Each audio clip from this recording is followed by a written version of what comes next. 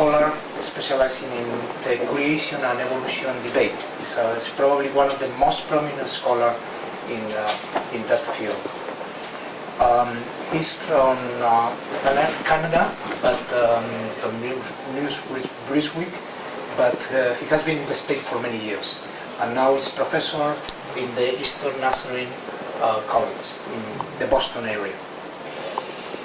He got his PhD degree in Rice University in Houston, and he has been a very prominent scholar in promoting the science and religion debate.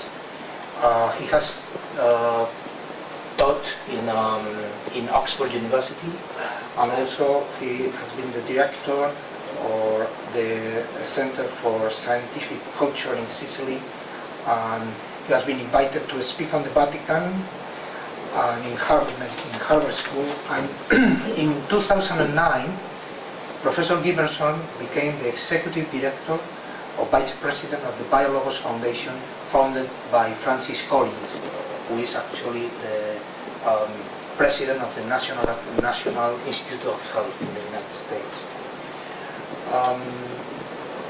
He has written many books, but one of them is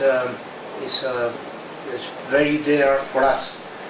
It's Oracles of Science, and he wrote that book with Professor Mariano Artigas, who has been a very prominent professor in this university, especially in the relationship between science and religion. And for that reason, we are very happy to have you here. We look forward for your talk and to listen to it and to learn from it. Thank you very much for coming to the University of Navarra.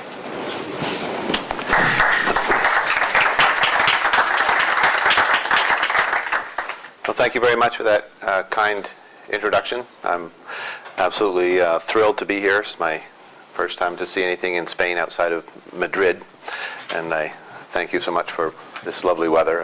I understand that's the meteorology department at the university that arranged that, so you can tell them they did a very good job. What I would like to share with you today is a uniquely American problem, which, as I understand it, may be coming gradually and slowly to Europe, but at the moment it's largely an American problem.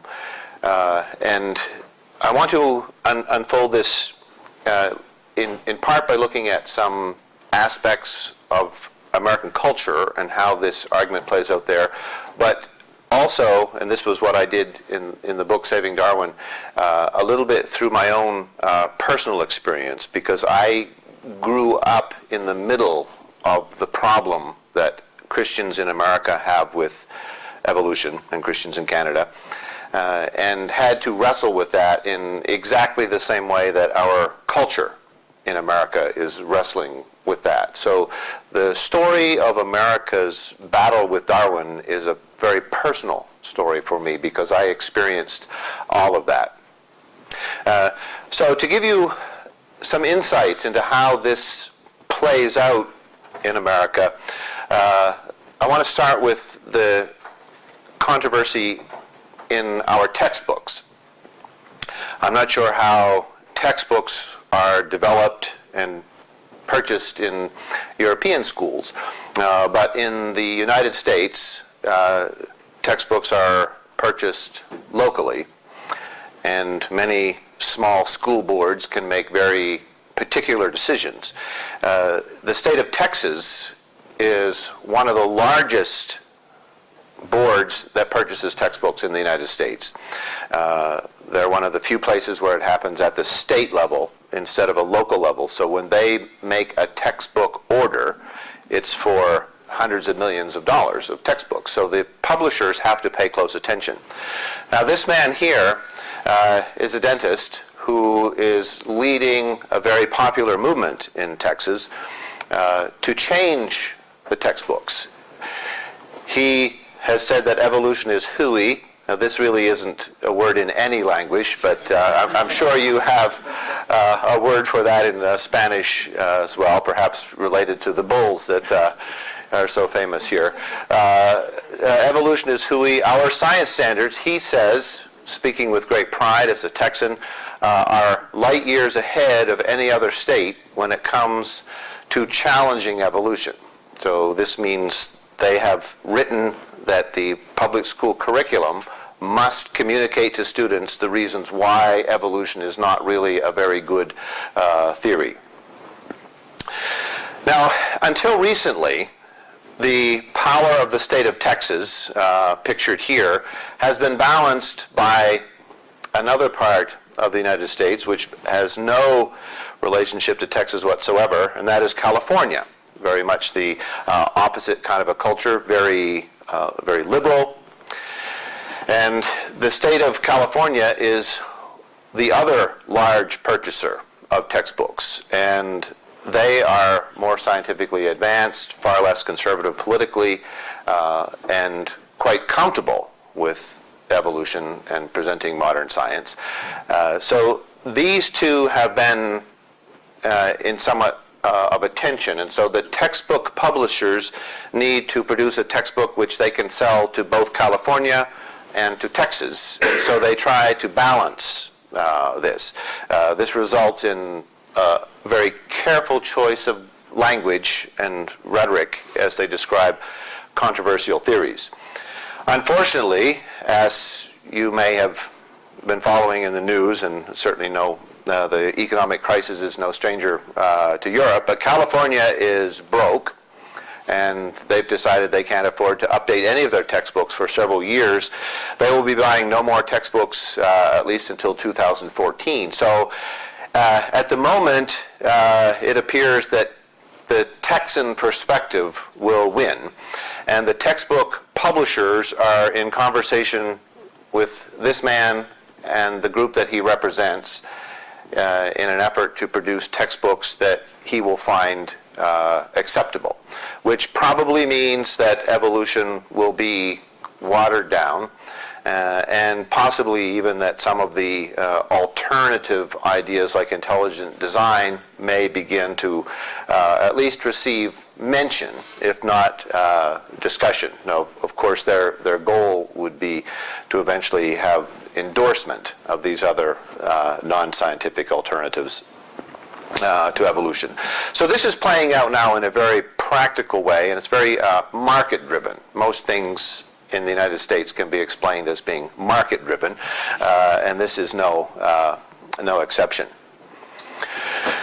The past few decades, contrary to the expectations of people who watch society and do polling, have shown that the United States is not making progress on this question. Now, one would have thought that as science became increasingly more robust and successful and had a broader base of support, that gradually it would take over and people would come to accept it.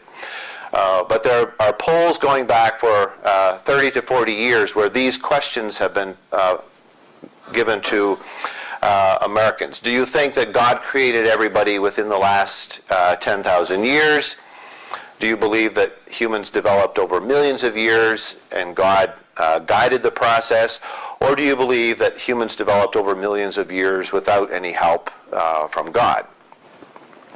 And the polls, which have been administered periodically, show that these positions are remaining relatively constant. There's something like 44% here, and you can see, by coincidence, 44% over here, exactly the same number, holds this view that the Earth is 10,000 years old and that human beings were created at roughly the same time as the Earth. So this is a very discouraging statement of public perceptions from the perspective of science, and it raises some interesting challenges about what we might try to do with that. Now, this is in many ways a uniquely American problem.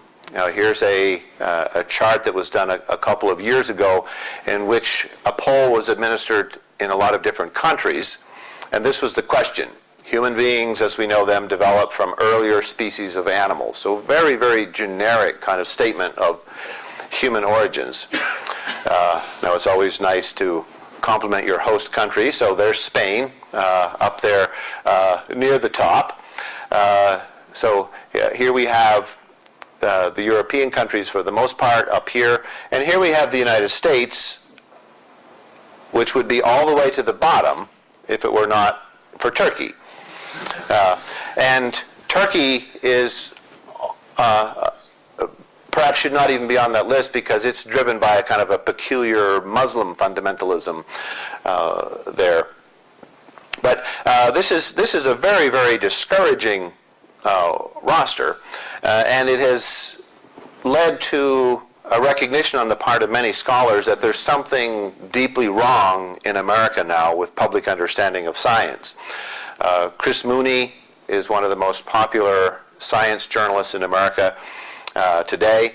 He's written a book called Unscientific America and what the consequences will be if we continue to have this big divide between science and public perceptions. A somewhat more colorful treatment of the same topic was done by a journalist who works at the Boston Globe called simply Idiot America, and how there's such a fertile soil for half-baked ideas there. So this is a very serious problem, and nobody has any good ideas as to how we are going to address this, and the things which people are trying seem to be increasingly less successful as time progresses. There doesn't seem to be any evidence that this is improving. Now, in the popular media, the ideas of creationism are ridiculed nonstop. So it's not like the populist all think this way and the scientists all think this way. There's a kind of a liberal media that portrays the creationists as if this is some kind of really backward, stupid collection of ideas, and you can get a lot of insight, I think, into cultural perceptions by looking at how they are satirized. And I'm sure you have analogous media in Spain that makes fun of extreme ideas here. But this was a very popular cartoonist named Gary Larson. At one point, I think every biologist in the United States had a Gary Larson cartoon on his door. So here's a creationist biologist explaining how with string and batteries and pieces of a cat and so on you can create the Earth. The Simpsons is a very popular show which does an excellent job of making fun of American society. They have an episode where in a museum a father is taking his children to look at the various displays, and so they look at the evolution display. They go and they look at the creation display. A popular song by the Doobie Brothers that has nothing to do with science, What a Fool Believes, is playing in the background, and creation is pictured as being accomplished by a finger coming down out of heaven, and then pop comes a giraffe, then pop comes an elephant, and so on.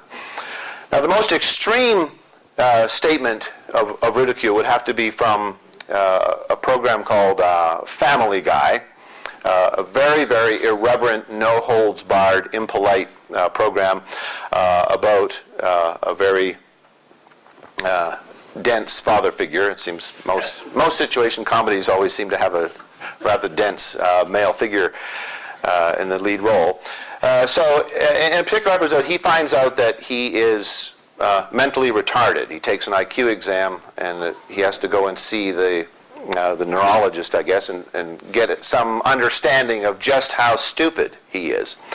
So the neurologist explains to him that on this chart, here are the average people, here are the retarded people, and then here are the creationists down here. So he's in the retarded zone, but at least he's not all the way to the bottom with the creationists.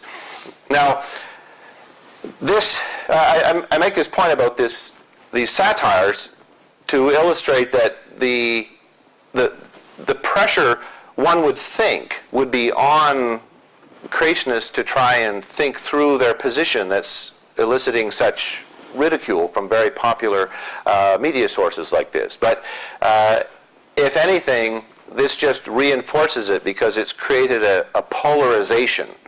And there's a pushback against these kinds of views as being a part of this liberal, secular conspiracy to sort of take over American culture and to exclude the religious viewpoint.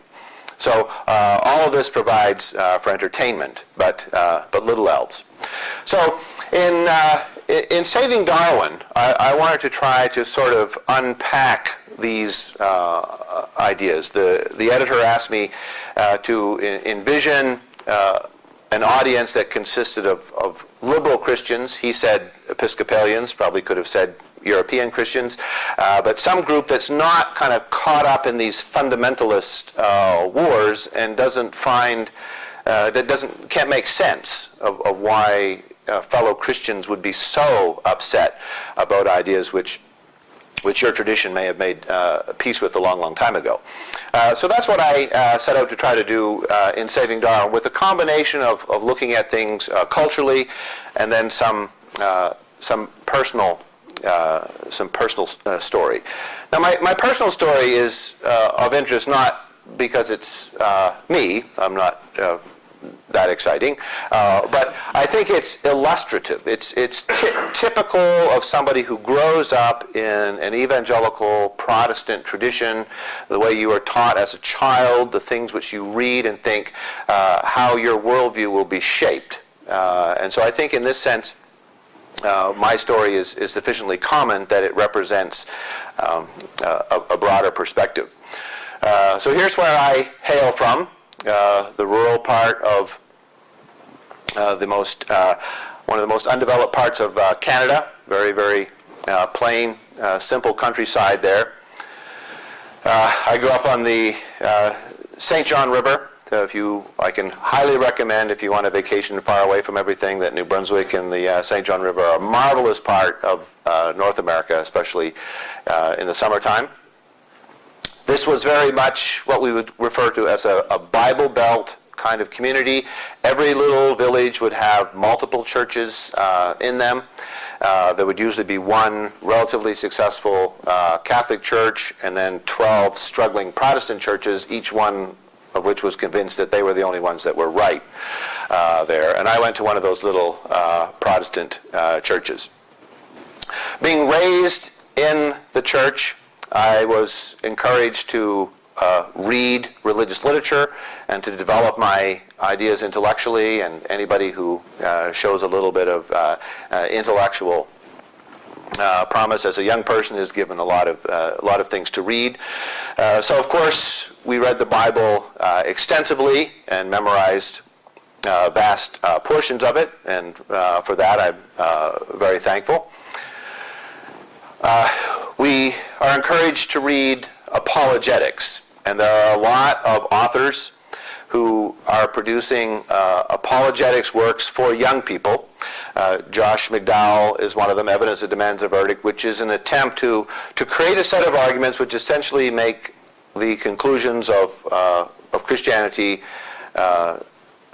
purely factual. There seems to be an implicit assumption here that we can really get away with very little faith because we can prove that these ideas that we hold dear are, as he subtitles his book, beyond a reasonable doubt.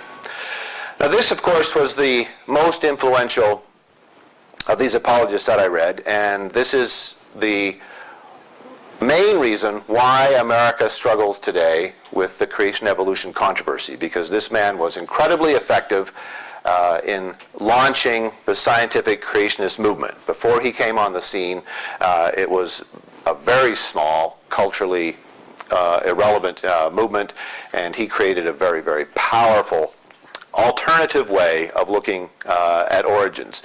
This was the book that he wrote back in the 1960s. There's an interesting story of how that book came to be. These are his other apologetics works. He's written dozens and dozens of books, many of them very accessible for young people. And so these are the kind of books that you can hand to a 15-year-old high school student. So you should read this. And so at this time when faith issues are very important to you, when you're forming your worldview, when you're sort of shaping your own views independently of your parents, this was when I encountered scientific creationism. He started an institute where actually at one point I aspired to get a job. They're working at the Institute for Creation Research. It was his idea that we ought to be able to establish an entirely new science based on the idea that the Earth is 10,000 years old and all the species were created more or less as we encounter them today, and all the surface features of the Earth, including the fossils, are the residue of Noah's worldwide flood. That was the basic viewpoint.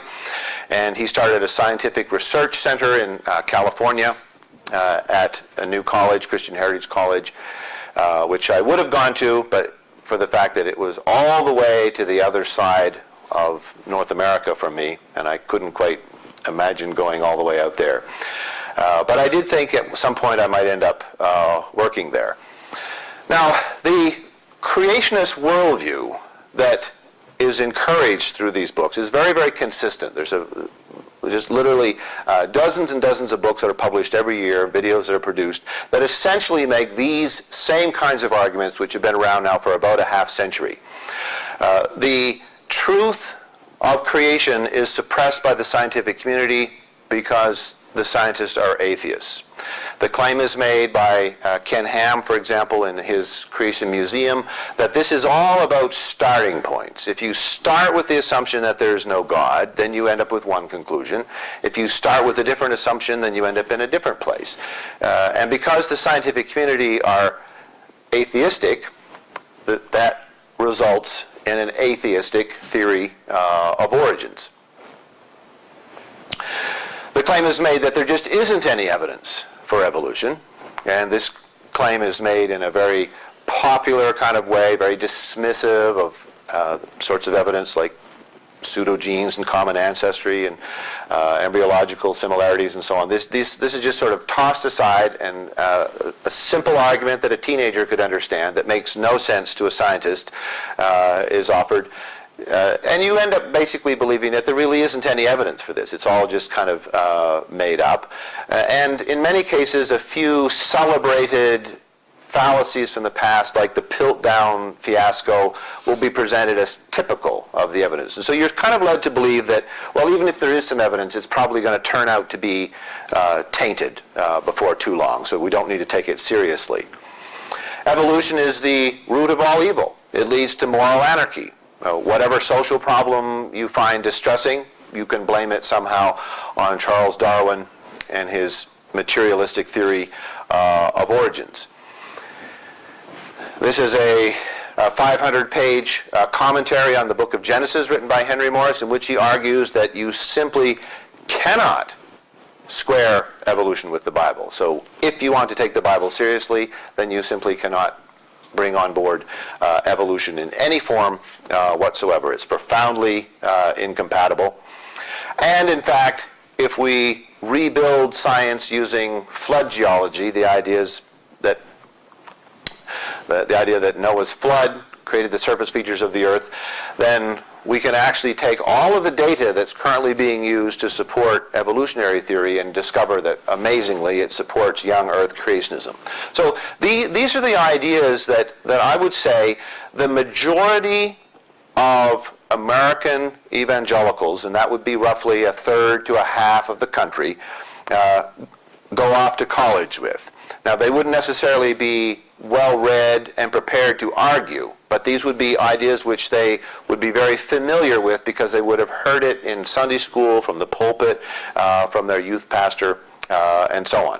So these were very much the ideas that I took with me when I headed off to Boston to begin my studies that would hopefully lead me to become a creation scientist. Hey, I was 18 and a Red Sox fan, so Boston was a logical choice, and I went to a Christian college.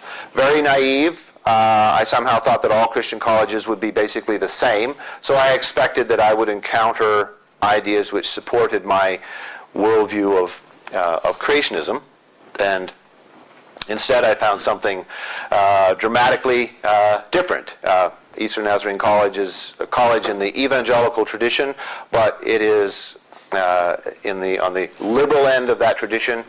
And while I was studying there, I found that my creationism, which I defended vigorously for about 1.5 years, but it was in the middle of my first philosophy course that it just crumbled like a piece of fine glass being dropped on a marble floor, and came to pieces. I learned that there is just no way that we can read Genesis as a science text. The assumptions that I had brought to that text were not in any sense legitimate. There were questions about whether the first parts of Genesis could even be read as a history text, that the language and the rhetoric and so on that's there suggested a very different kind of approach, a theological approach, if you can imagine that. I discovered that evolution has mountains of evidence to support it, that you simply could not wave your hands and make all of this evidence go away. And I discovered that contrary to the confident claims of Henry Morse and others, that this was not the way that the church had always thought about this. This was not the way, for instance, that St. Augustine had thought about origins. It wasn't the way that Aquinas had thought about origins. And to the degree that they did think about it in this way, it wasn't necessarily very important, that there weren't any central creedal affirmations that Christianity has to be organized in this particular way. We've got to plant our flag in young earth creationism. This had never been a central and important idea. The idea that God was the creator was very important, but the particular model of creation being promoted by the scientific creationists was not central to the Christian tradition. And flood geology, unfortunately, just doesn't fit the data at all, and this was very, very easy to see when presented with just a little bit of Earth history. So I lost my faith in this book, which had been so impressively important to me. And I realized that if I'm going to think about God as creator, I can't think about it in this particular way that was portrayed in this book. Now, what's amazing about the creationist movement in the United States is that this book, originally published in the early 60s, so it's coming up on 50 years old, this book is still in print, unchanged. Right? So there are things in this book which even the authors subsequently had to kind of personally repudiate that have been completely and utterly proven wrong. But the book is just steadily reprinted, and if you look on Amazon, it's probably selling as well as Oracles of Science now, which is written far more recently. I mean, that says something about the consumer of this material, that a 50-year-old book filled with outdated information is somehow still thought to be relevant. Now, here's the issue as it's presented typically to conservative Protestants. It's the old slippery slope argument that you have to preserve a certain collection of starting points or the whole thing comes apart. So this is a cartoon which goes back to William Jennings Bryan, who was the famous lawyer from the Scopes trial. He was the one who came in and prosecuted John Scopes, a huge figure in American life in the first couple decades of the 20th century. And he was a conservative Christian, and he said, here is what will happen when you climb into bed with modernism. He was thinking largely of the higher criticism of the Bible that was coming out of Germany, Strauss's work and others, and also Darwinism, which had newly arrived in the American conversation. So we have a set of things which you begin to leave behind. So you decide that maybe the Bible is not infallible, and that maybe we are not made in God's image. Perhaps there's no such thing as miracles, no virgin birth, no God at all, then there's no atonement, no hope of eternal life, agnosticism, and atheism. So you march down this staircase. Better, says Bryan, to just stay on the top step and don't take that first step down there, lest you end up going all the way to the bottom. So you can see this is a steady growth of a more liberal worldview culminating in modernism. And you can also see the transformation that takes place as you go from your sort of standard evangelical here to your university professor looking kind of Jewish at the bottom. So that's apparently also a part of this transition.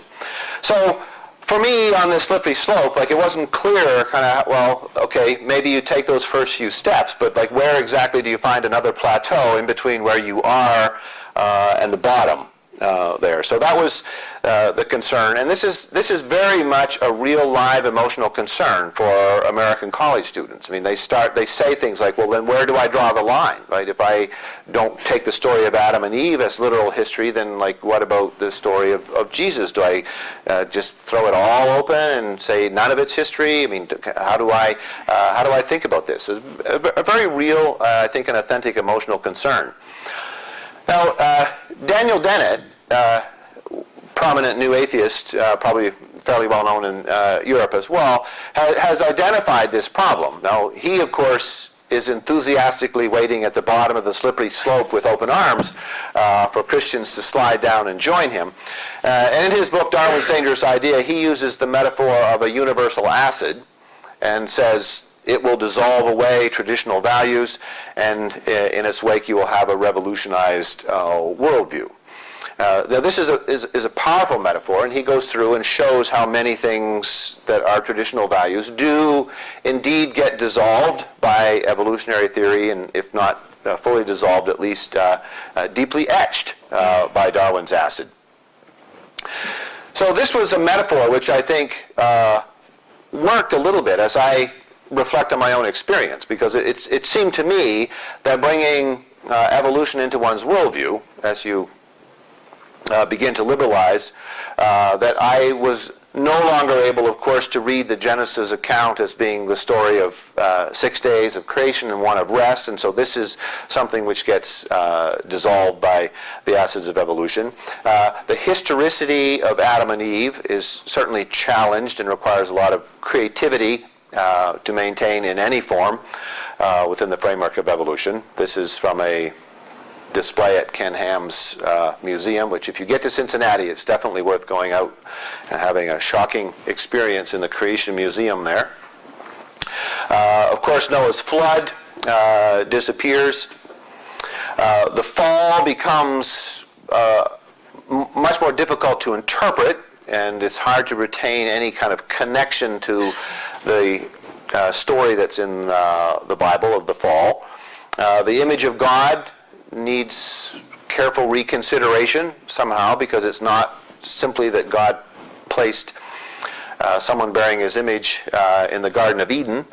And then here we have what most Protestants find the most threatening, and my reading of the way that Catholics wrestle with evolution is very similar, that we have an account in St. Paul of Christ being treated as a second Adam, and Paul writes this in such a way that makes it very clear that he takes the first Adam story literally, and he ties his understanding of Christ to this in a way which makes it really hard to kind of remove the first Adam without doing something to the second Adam. Again, maybe you just need some theological creativity to do that, but it's very, very difficult to figure out exactly how you might go about that. Now, the challenges that are being raised by evolution they're not welcome challenges. I mean, it's not like somebody wants to, even if these things are true and you believe that you want the truth to lead you, it's not exciting, for example, to kind of find out that these cherished beliefs that you were raised with, and perhaps that your parents and so on hold, are threatened. So this is not an appealing transformation for most Christians. And unfortunately, to make matters worse, it's not merely a matter of wrestling with a scientific theory, because evolution has become a much larger term. It's a much bigger term for ordinary Americans than it is for biologists.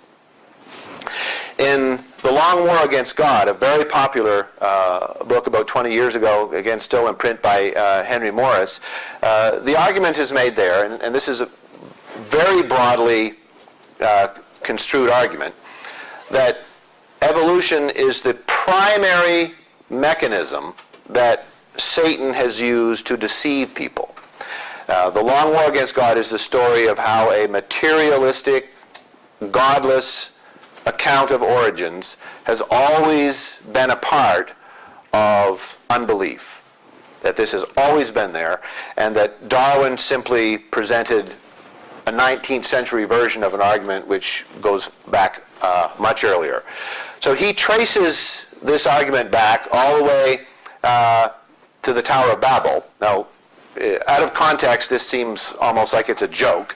But if you read the book, he doesn't make a compelling argument, but he makes an argument which is sobering when you think of how easy it would be for people to buy this. But the account works its way back, and he implicates Aquinas and Augustine and Plato and Thales and so on, working his way back as if there's this long historical conspiracy to carry a sinister idea through to the present, incarnated in Darwinism. The first evolutionist, he says, is Satan.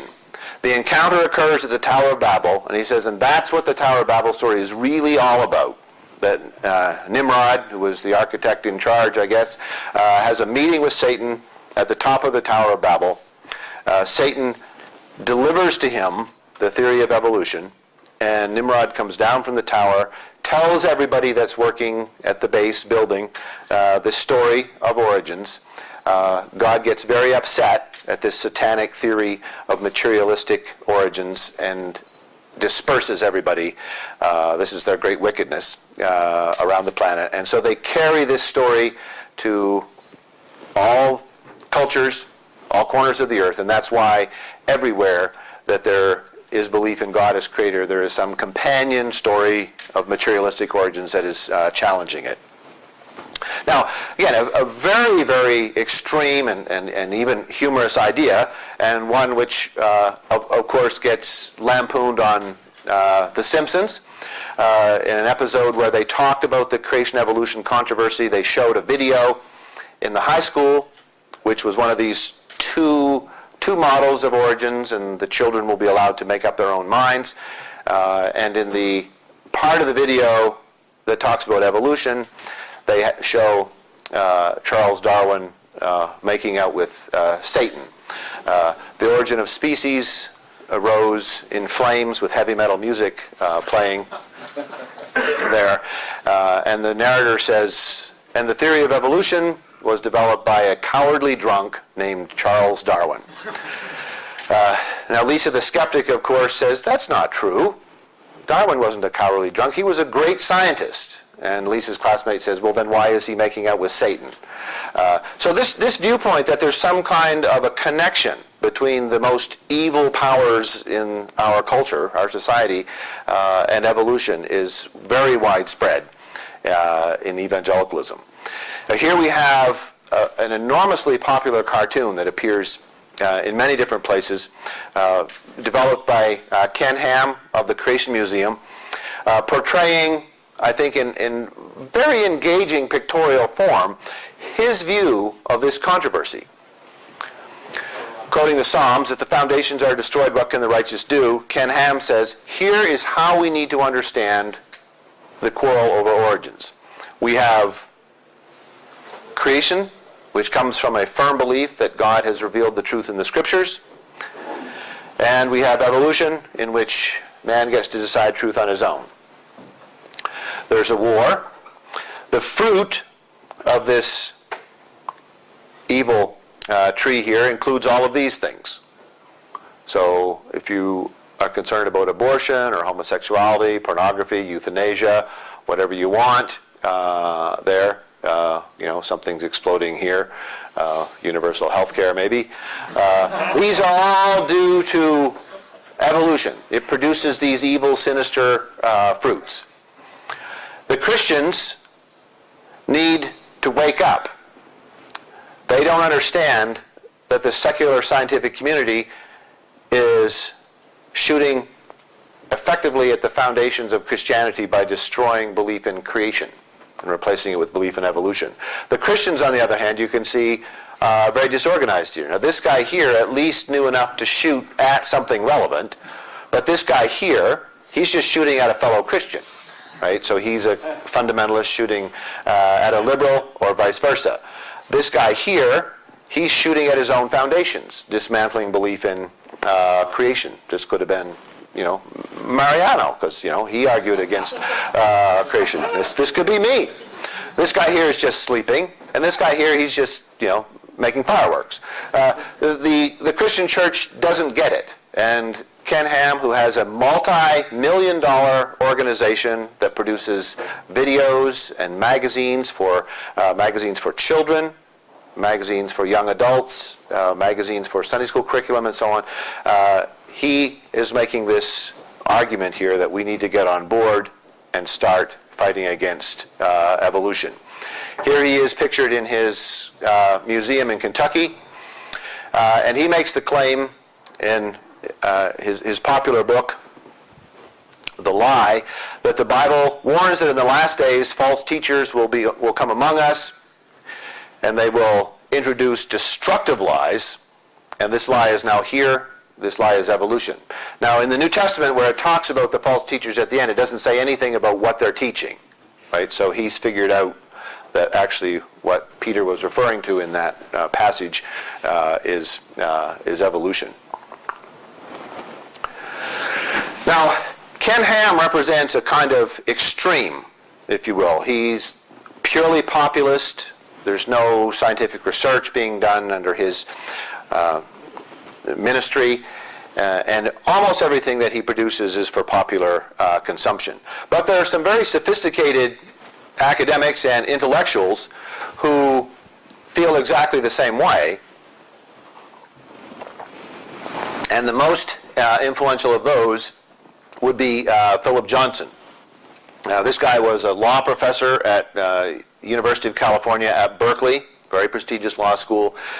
He clerked for a prominent Supreme Court justice, and he became convinced that evolution did not have what he thought as a lawyer was compelling evidence, that the arguments that were being presented on behalf of evolution in books like Richard Dawkins' The Blind Watchmaker, which was what got him on his campaign, that these were kind of just so stories. They were kind of things which sounded plausible, kind of made sense, but when you say, well, what exactly is the evidence for that? He didn't think it was very compelling. So he wrote a book called Darwin on Trial, which launched the intelligent design movement. Now, the intelligent design movement has played a very interesting role in this conversation. It has tried to not be explicitly religious, claiming to be purely about the science. It's attracted quite well-educated people to it, and it has distanced itself from Ken Ham and some of these easily dismissible advocates of anti-evolution.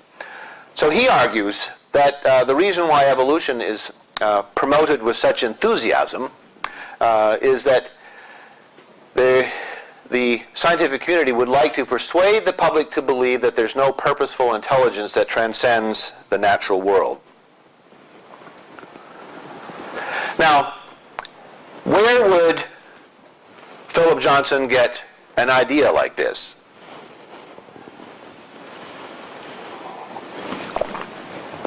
Well, this, I think, is one of the things which is just not adequately appreciated by enough people. And this was what Mariano and I wanted to explore in the Oracles of Science. We wanted to ask the question, what is the public face of science? Not what's in all of those technical articles that are stacked around the laboratories that I toured this morning here on campus. Lay people aren't going to read those articles. So if you're just a regular guy who works in a restaurant or manages a bakery, right, and you know something about science, what is it that you know? Where do you get your ideas from? So in the Oracles of Science, we asked the question, who are the most significant public figures that represent the scientific community to broad popular audiences? Now, anytime you create such a list like this, you can quibble about this or that person on the list. But we think, very defensively, that this list would certainly have to include Richard Dawkins, considered by a major British publication to be the leading public intellectual in the English-speaking world, Stephen Hawking, whose book has sold something like one copy for every 17 people on the planet or something like that. Stephen Jay Gould, for years, a great essayist. E.O. Wilson, Steven Weinberg, and Carl Sagan. That in the past 30 years or so, we would say that these 6 individuals have done more to shape public perceptions of what science is all about than anybody else. Now, unfortunately, these guys are very, very far from the mainstream when it comes to their ideas about science and religion. Dawkins and Weinberg are both convinced that religion is some kind of horrible evil. Dawkins called one of his Channel 4 shows Religion as the Root of All Evil. Weinberg, in reviewing a book by John Polkinghorne in the New York Review of Books, said if you see a good man doing evil, that takes religion. None of them have any kind of conventional religious beliefs. E.O. Wilson used to be a conservative Southern Baptist. He has some sympathies for deism right now, but certainly has nothing left of his original Christian beliefs. And the most anybody here will claim is that they're willing to be agnostic on the question. So when the public face of science is represented by people that have as little interest and as much hostility to religion as they do, then it's easy for people to think that there's some kind of a connection between the scientific ideas that are being proposed and the anti-religious zeal that accompanies them. And this is a very big deal today. And I think this represents a part of the problem for Christians in trying to kind of understand how they might bring science on board. So this then, I think, forces us to recognize that the controversy over evolution cannot be understood as a scientific debate at all. It's not going to be won by advancing an ever more airtight argument for common ancestry or the power of natural selection. That's not how this argument is going to be won. I mean, this is an argument, and this was unpackaged in this book, Species of Origins and Oracles of Science, that Mariano and I wrote. Is kind of an expansion of one chapter in this book. But you see these sorts of bumper stickers in the United States and perhaps here as well. But this is a very familiar one. Lots of college students have this sewed in their backpacks. But somebody showed that, well, a more advanced version of this will grow legs, and this will be the Darwin fish. And then there's this one here that shows the Jesus fish eating the Darwin fish. And then there's this one where the Darwin fish eats the Jesus fish. And then there's this very rude one here, which I really don't know how we should interpret that, so I just usually cover it up with this one here, especially when I'm talking to American evangelical audiences. So this is kind of how this sort of debate goes. It's kind of Darwin versus Jesus, and that's how a lot of people see this. And so if a scientist tries to come and lay out a solid case for evolution being a good theory, they've got to deal with the fact that this is not Darwinism versus some other set of scientific ideas. This is Darwin versus a Christian faith taken very seriously by many people in their audiences. And so this is how the debate kind of plays out right now is that we have a collection of people that are calling themselves sort of new atheists. Now, if they're new in any sense, it's mainly that they're perhaps not as interesting as the atheists of 100 years ago. Jerry Coyne, Christopher Hitchens, Dawkins Dennett, Sam Harris, and so on, very, very enthusiastically coming out and pushing in a public way for the first time in the United States atheism. And this is a brand new phenomena there that this is taking place now. I mean, in the past, there's always been this or that atheist, but the idea that there's a collection of them blogging regularly, constantly in the public eye, is relatively new.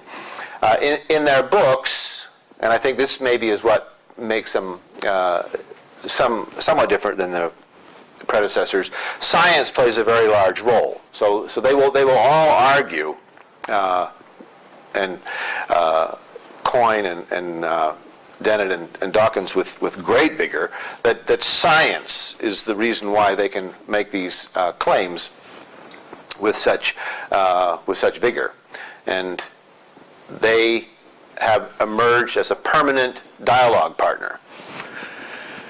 Now, these guys are the anti-evolutionists.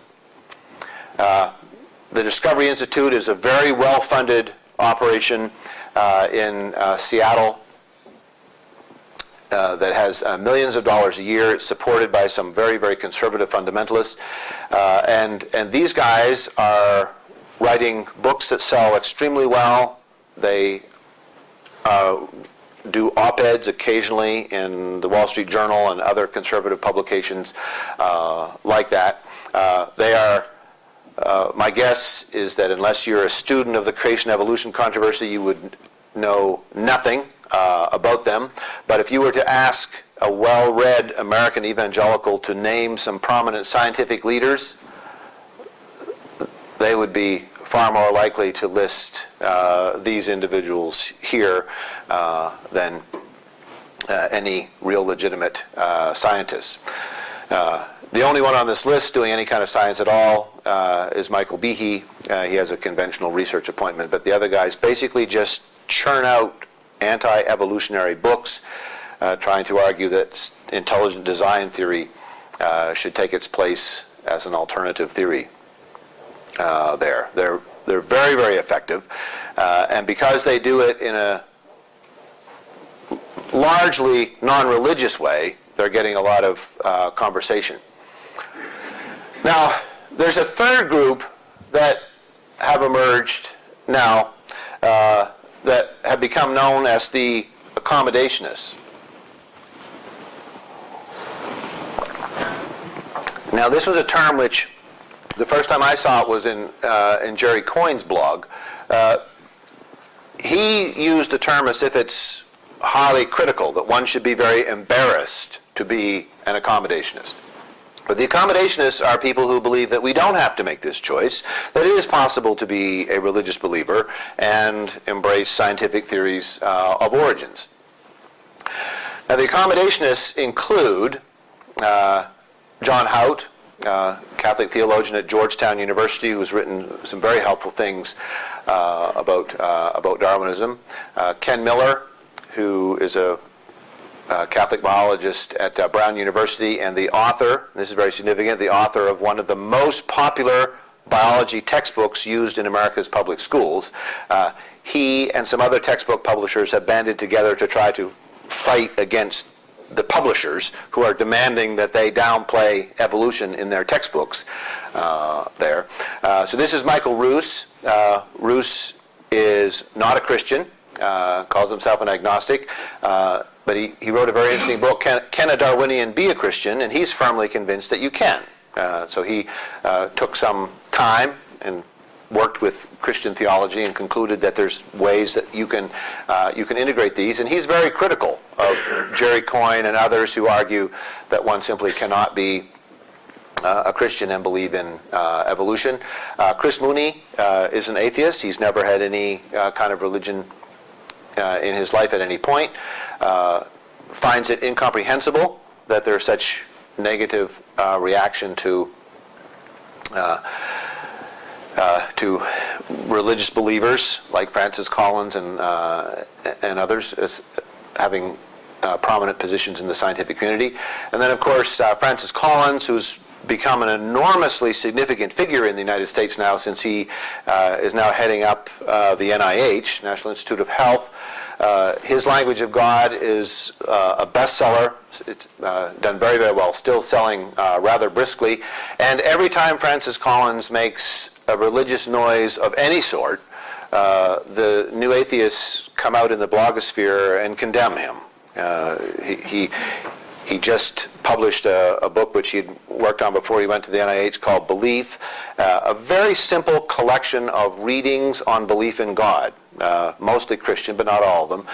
People like Plato and Pascal and Augustine and so on, and he wrote little introductions and so on there. And so this book came out recently, and there was astonishingly in Nature, the immunology journal of Nature magazine, there was an editorial, a full-page editorial about what a disaster it is for science to have someone like Francis Collins at the head of the NIH influencing American science and keeping America from becoming entirely secular.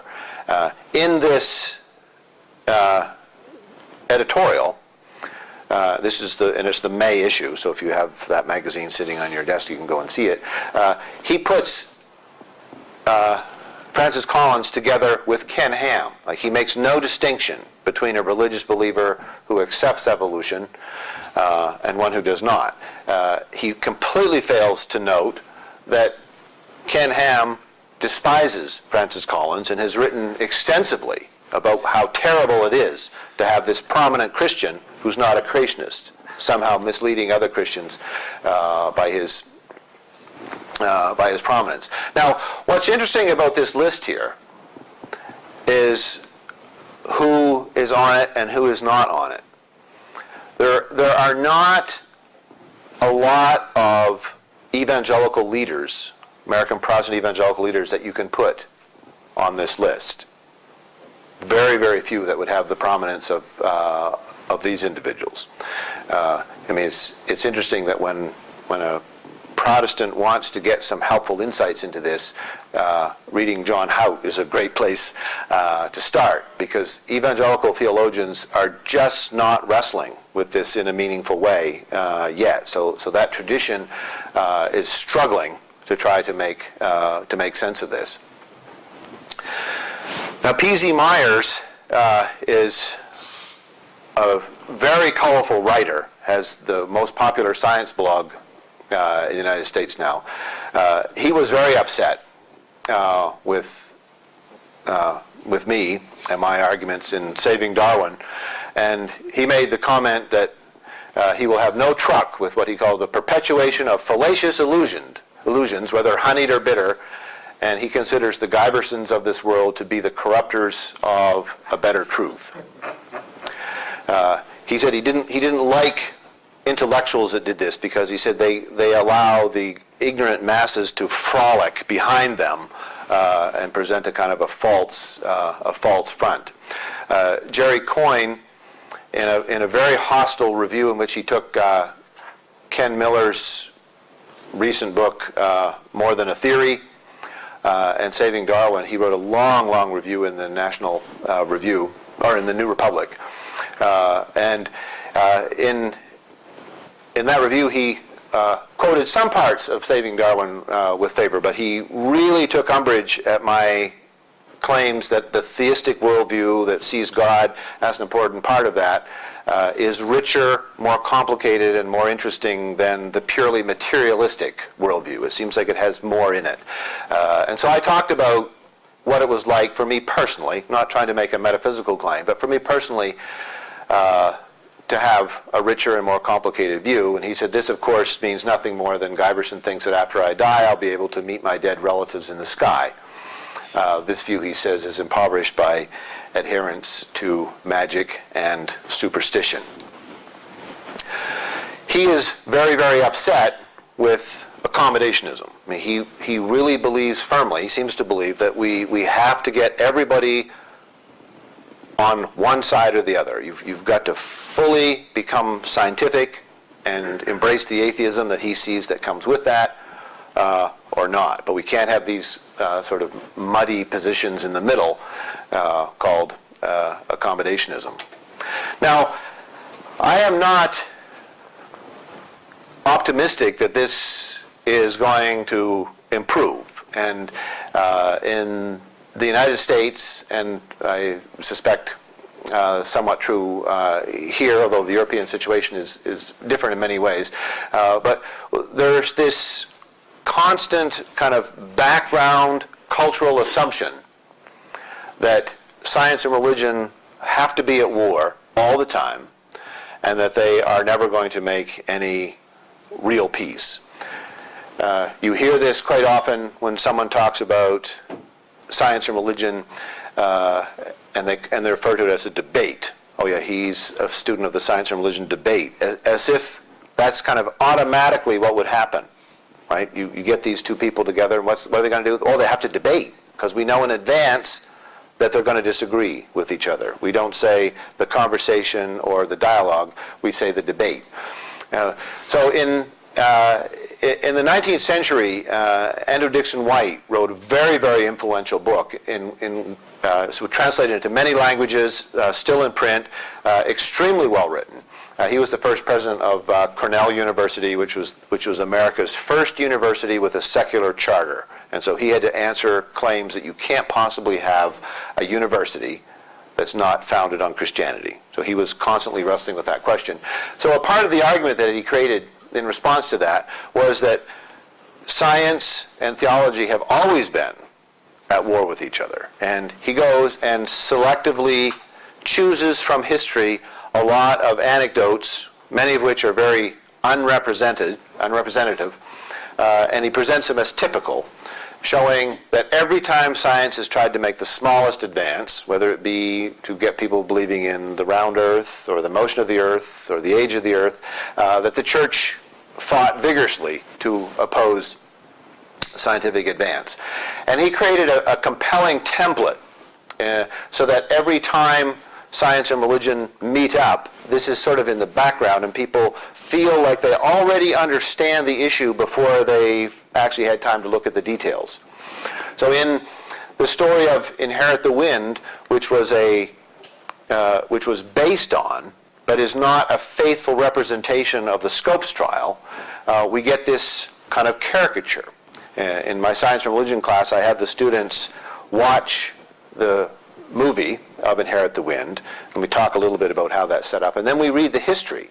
And then you look at the history in the play, and you can see, well, they're very, very similar. But if you ask the question, why did the playwrights change history in so many places? And there's one answer that explains all the changes. They wanted science and religion to seem like enemies. Every time there's a change, it's something that was done, something that was taken out or inserted to make it a more black and white conflict between science on the one hand and religion on the other. Interpretations that have taken place in America's courtrooms, every time that controversy occurs, and there's been several very, very well-publicized trials, it's always described as Scopes 2, Scopes 3, Scopes 4, just the Scopes trial again. But when they say the Scopes trial, they don't mean the actual Scopes trial, which was very nuanced with a lot of different arguments in play. They mean the Scopes trial as caricatured in Inherit the Wind. And so we see this reinforced in the simplest of ways again and again and again. So I think I will we'll stop there. I think it's a good place to maybe to have some discussion. So let me just finish with a couple of personal remarks. So in Saving Darwin, I've kind of unpacked a lot of this and tried to present some personal interactions that I've had with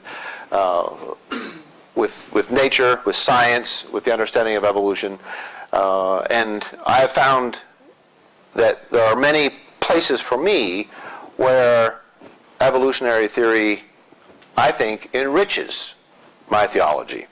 I think that the problem of evil is mitigated by Darwin's theory of evolution. I think it's much easier theologically to understand that some untoward things in nature might evolve rather than having been especially individually created. Like Darwin, I think the Ichneumonidae and the cat torturing the mice and so on are things which are quite hard to imagine that God thought that up and then created it in exactly that way. I think that there's a lot of wonder in the world that we get by appreciating the connection that we have to all of life. So I think that if we can make peace with evolution, as Christians, it can be enriching to our worldview. But we fight very hard against this as we do that. So let me just close with one little anecdote about my work with Mariano. I met Mariano Artigas in Sicily originally at the center that Zakiki runs up there in Arice at the top of that mountain. It's a marvelous, marvelous place. And I was immediately struck by his combination of great scholarly erudition and wisdom, and his great humility. I mean, this was a man who wore his great learning very lightly, and everybody appreciated him for that. Bill Shea was a close mutual friend, and so Bill and Mariano and I had occasion to eat together several times, and I remember one occasion where I was so impressed at how many languages Bill Shea could speak so quickly, and we were in a restaurant in Sicily, and he's chattering with Mariano in Spanish about what Mariano would like to order, and chattering with me in English about what I wanted to order, and chattering with the waiter in Italian about what we were actually going to get. So I met Mariano in these different settings, and came to respect him and began to read his books. And then as I became the editor of a science and religion publication, Mariano wrote things on occasion for me. He was doing some interesting work in the Vatican archives, and we were actually the publication that broke the story on a few cases where he found out something interesting about Galileo and so on. So we had that kind of professional connection, and unbeknownst to me, at the same time that I was reading his work, he was reading mine. And then he shows up just out of the blue, wants to take me to lunch in Boston. Very beautiful, gorgeous day, something like this. And so we went and ate at this small restaurant that was on the ocean. And Rafael Martinez was with him, and Don Yerxa was with me. And so we had a very nice lunch on a lovely day. And he told me that he had this editor at Oxford that was interested in a book, Oracles of Science, and he kind of explained to me his idea for the book, which really was a very natural follow-up book from Species of Origins. And he said, I would like to have an English language co-author.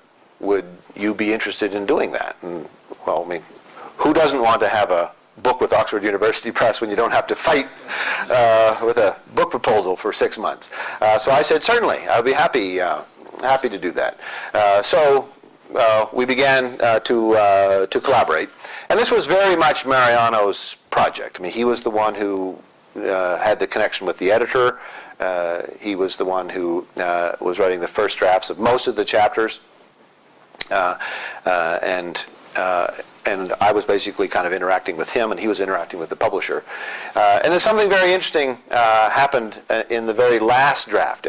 Every piece of this project went to Oxford University Press as Oracles of Science by Mariano Artigas and Karl Giberson. The last draft, which would have been just a few months before he died, when I think he certainly knew that he was going to die, the last and final draft, which went to Oxford from Mariano, not from me, was by Karl Giberson and Mariano Artigas. He changed the order of the names on the final version, and very much wanted to be able to ask him, why did you do that? But somehow it didn't seem appropriate because I think I knew, and I didn't want him to have to say that. But I think he knew that I'm dying and I will not get to enjoy the fruits of this project, but my co-author will, and so I will let him be first author on that. And so that was sort of Mariano's sort of parting gift, if you will, to me. So I remember him with great fondness. Okay, so we have some time for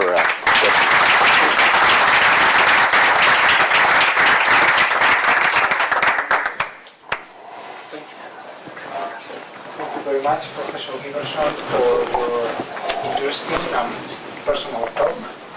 I think you have given us a very insightful historical narrative of what's going on in the creation evolution debate. And I would certainly I think that Professor Artigal will have enjoyed very much your talk, really. We have time for questions.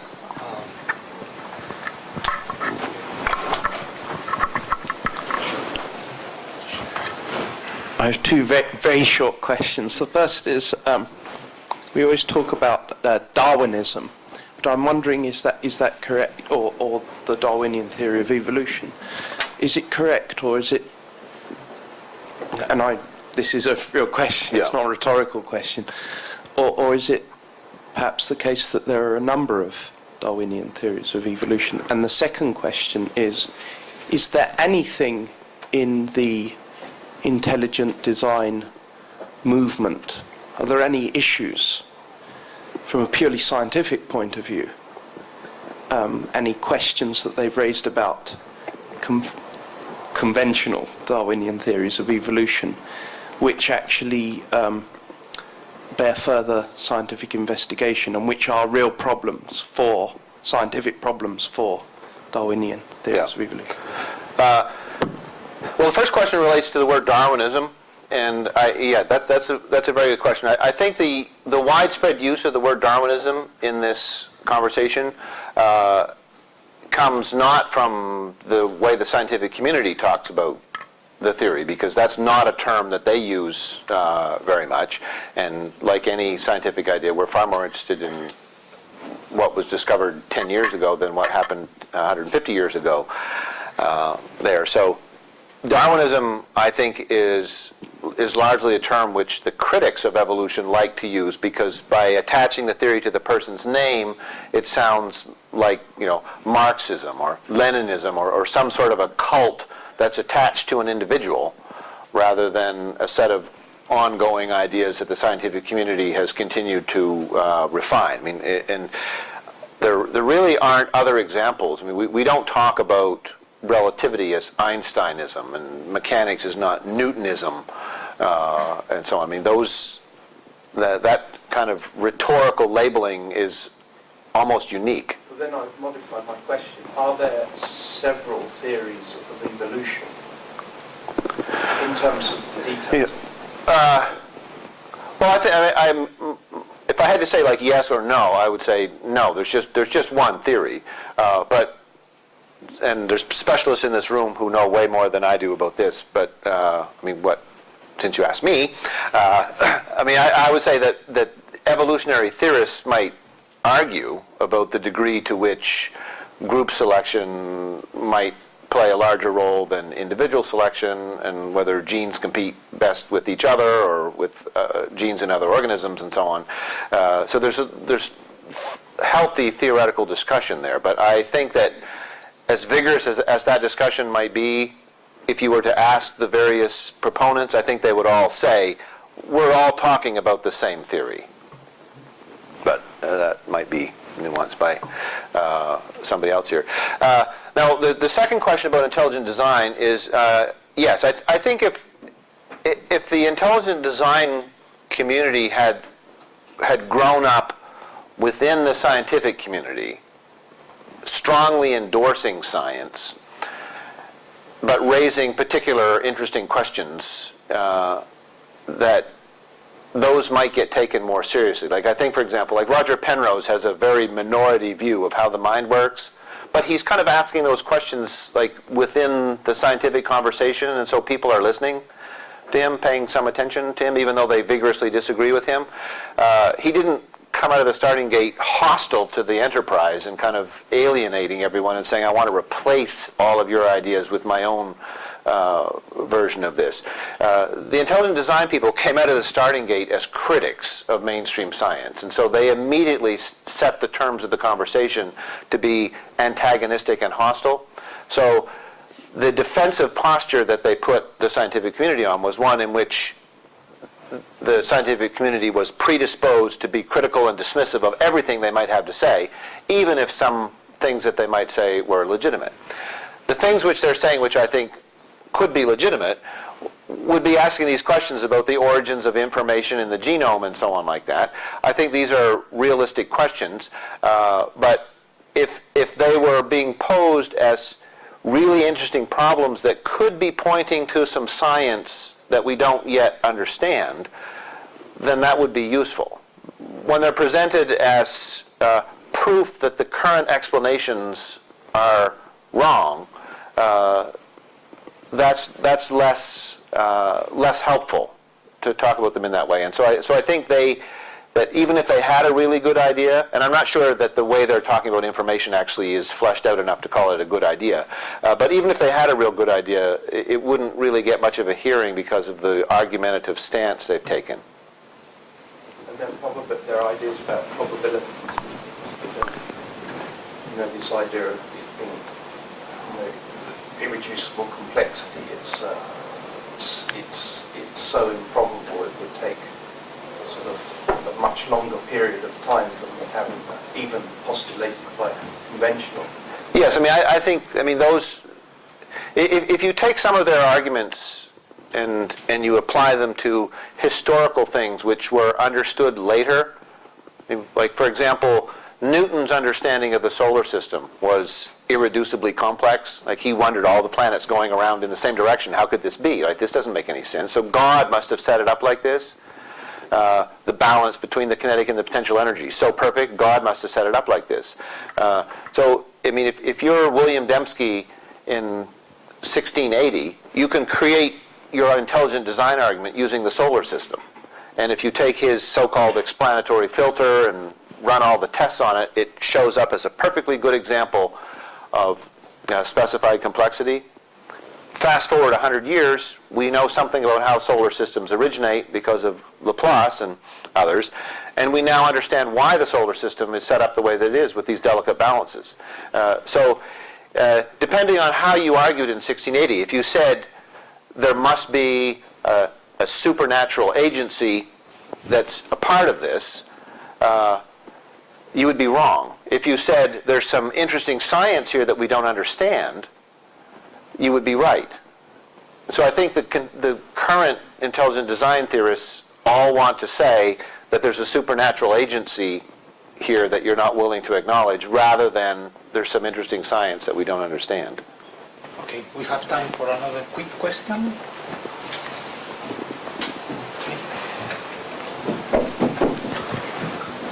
Yeah, my question is, in order to avoid this apparent debate between the science and religion, so we have seen some book where there is a preoccupation on the scientific illiteracy in Americans. So my question is,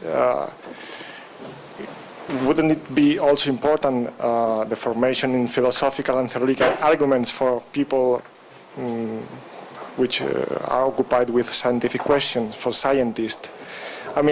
The way to avoid this confrontation wouldn't be the formation in scientific terms for people, but also in philosophical and theoretical terms for scientifics? Are you asking if people... So how to confront this presentation of science and religion as a debate? So a way to do is to avoid this confrontation is the formation for scientists and the formation for religious people. So you have to be formed to know more about science, but also scientists should know more about theological and philosophical arguments. Can be this done in America now? What do you think? Yeah, I don't think there's any hope of that being done. I mean, the American Protestantism is very much shaped by grassroots, bottom-up types of leadership, and so if you have a particular idea that people like, whether it's a good idea or a bad idea, like you can become successful by promoting that idea. And we constantly see in the formation of these, we call them mega churches, but these, like some charismatic popular leader will come up with some idea, and pretty soon they'll have a church that will have 15,000 people that will be coming to some stadium every Sunday to hear them speak.